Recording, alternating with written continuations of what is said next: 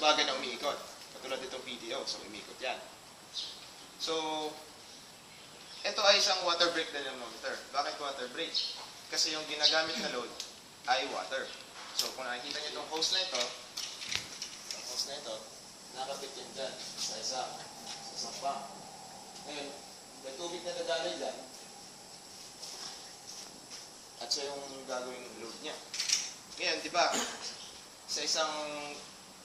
ano yung formula ng torque? Ano meron sa torque? Force at distance, moment arm. Ngayon, yung tubig, siya yung nagiging force niya. At yung moment arm, yung, ano naman yung diameter. Meron kang moment or torque. So, yun.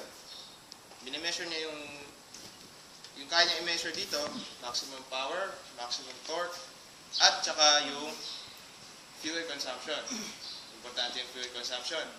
Kasi sakali, meron kang, for example, meron kang 35 horsepower. Tapos, gaano kadaming gasolina yung maiko-consume niya to produce that 35 horsepower. So, yun. So, importante ang fuel consumption. So, minimeasure din namin dito yung RPM. So, kung nakikita nyo dito, ito ay isang tachometer. Ano ginagawa ng tachometer? Yun, measures RPM. So, maraming klaseng tachometer. Ito ay isang klase. So, itong sensor na to, yung nagsisense ng, nakikita nyo yung sticker na to, umiikot kasi ito eh. So, yung hinahanap niya yung sticker. So, yan yung, dyan mo makuha yung RPM. And then, again, may RPM ka, may torque, makuha mo yung power. Questions po?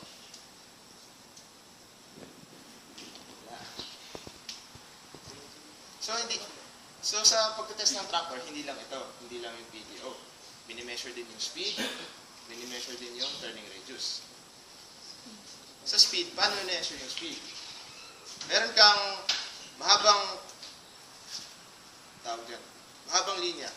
Sabihin natin mahabang linya. So, tinetest namin dito yan sa may IPB road. Or lagpas pa.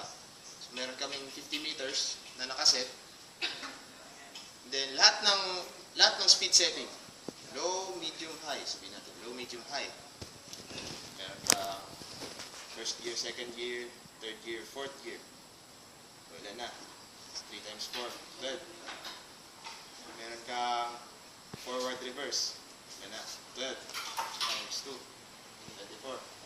Tatlong trial pa. 24 times 3. So, 72 runs. Yun. So, bawat isa, so 50 meters. Ito time mo yan. So, low, first gear. Bagal yan. Ito time mo yan. Hanggang sa umabot dun sa 50 meter point. So, sabihin natin meron ka na abot niyan 60 seconds. Paano makuha yung speed? Ayun. So, yun yung sa speed. And then, meron ka pa ng turning radius. Ano yun? Turning radius. My God.